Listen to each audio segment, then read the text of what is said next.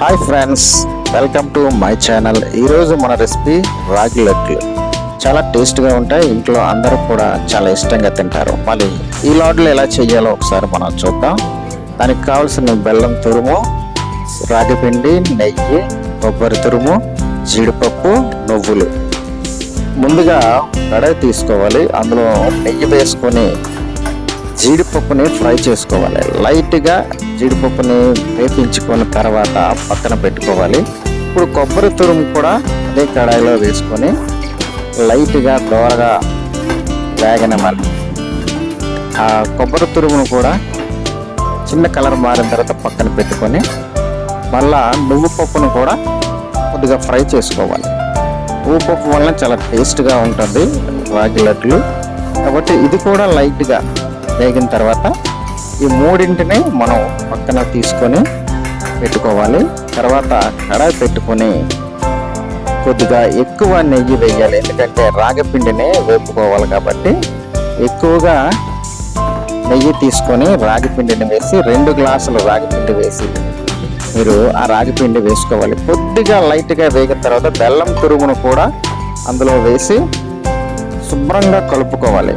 బెల్లం తురుము రాగి పిండి కలిసిపోవాలి, నోటికి బెల్లం తగలకుండా పిండిలో కలిసిపోవాలి. ఇలాగా కొద్దిగా కలర్ మారిన తర్వాత మనం చూసుకొని రాగి పిండి కొద్దిగా కలర్ మారిన తర్వాత చూసుకొని అందులో వాటర్ పోసి శుభ్రంగా కలపాలి. అంటే 2 గ్లాసుల రాగి పిండికి 1 గ్లాసు వాటర్ పోసుకోవాలి. మరీ చాలకపోతే కొద్దిగా మీరు చూసుకొని వాటర్ వేసుకోవాల్సి ఉంటుంది. పూర్తిగా అదంతా కూడా ముద్దగా కలిసిపోవాలి, బాగా కలపాలి.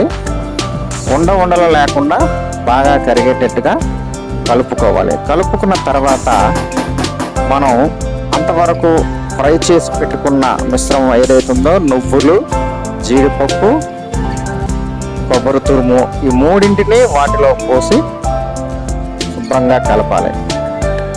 అవి పిండిలో పూర్తిగా కలిసిపోవాలి. చూస్తున్నారుగా, మీరు వీడియోలో చూస్తున్నట్టుగా శుభ్రంగా బాగా కలుపుకున్న తర్వాత మనం నెయ్యి వేసుకోవాలి.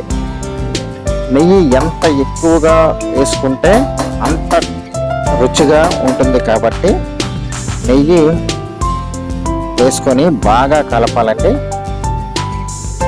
బాగా కలపాలి. ఇదంతా కూడా ఈ ప్రాసెస్ అంతా కూడా స్టవ్ చిన్న మంట మీద పెట్టుకొని లో ఫ్లేమ్లో పెట్టుకొని మీరు చేయాలి. ఎందుకంటే మాడిపోయి కడాయికి అంటుకుపోయే పరిస్థితి ఉంది కాబట్టి ఇదంతా అయిన తర్వాత ఆ వేడి మొత్తాన్ని తీసి మనం ప్లేట్లో వేసుకొని అలా వేడిగా ఉన్నప్పుడే మనం ఉండలుగా చుట్టుకోవాలి. చేతికి లైట్గా నూనె రాసుకుంటే చేతికి అంటుకోకుండా ఉండలు మంచి షేపులో వచ్చేటట్టుగా, మీ ఓపిక నెమ్మదిగా మంచి షేపులో వచ్చేటట్టుగా చుట్టుకోండి.